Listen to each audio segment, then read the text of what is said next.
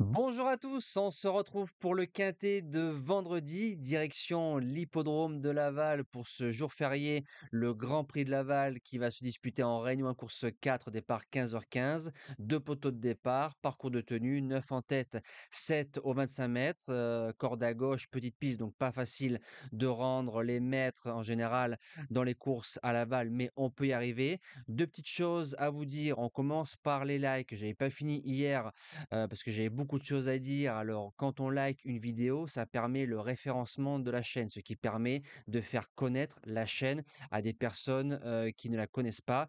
Et le contenu que je propose vous aide grandement à faire le papier. Et deuxième chose, j'ai téléchargé la vidéo de jeudi en 720p. Donc, pour ceux qui connaissent pas, plus on monte, plus la résolution est meilleure. Là, je l'ai téléchargé en 4K.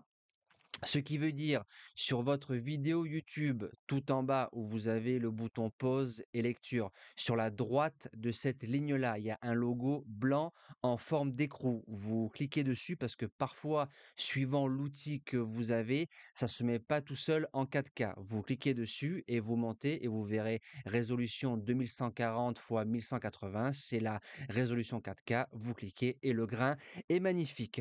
On commence tout de suite avec les résultats de la journée de mardi 29 octobre. Du côté du Quintet, on est premier, quatrième, cinquième. Le course par course un peu moins bon que la veille du côté de Vivo. Cheval du jour deuxième, repéré numéro un premier et le report du jour qui passe. Comme d'habitude, on n'oublie pas le combo like partage et je vous lance la sélection avec grand plaisir. Base gagnante, le numéro 12, Inno du Lupin. J'ai confiance au cheval, un peu moins au driver malheureusement. Une sortie sur le parcours, une victoire. Du côté de Mêlée du Maine, à 100 mètres du poteau galop, il rend 25, donc il faudra démarrer un tout petit peu.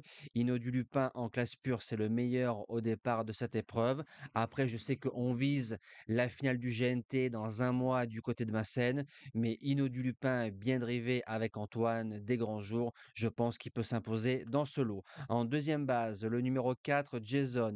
Alors, c'est un cheval, faut m'expliquer, enfin, il faut surtout expliquer aux parieurs la drive et les annonces avant course le 29 septembre. Alors, c'est vrai qu'on annonçait, il est presque prêt. On l'a laissé né au vent, le cheval a eu un sale parcours, il a fini sur le bas-côté. Maintenant, il sera plaqué devant, il va retrouver Pierre Lévesque, son entraîneur. C'est un cheval plaqué devant hors groupe, c'est 2 victoires et un podium. Jason qui part en tête, faut le racheter pour moi. Pour les chances, le numéro 16, Grace du Dijon.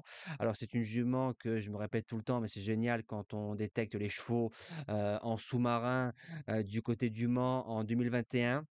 Maintenant, je sais qu'on va viser le cornulier parce que ça va être juste au niveau des baies, je pense, même si elle est très bonne. Elle retrouve Franck Nivard avec qui ils ont 4 associations, 2 victoires, un podium et une place. Au 25, c'est une jument de classe. Elle me décevrait en sortant des 5 premiers. En quatrième position, le 5 Azur d'RP, ligne Eros CB qui est en plein boom, plaqué devant, il part en tête, Matt Abrivard, pisteur.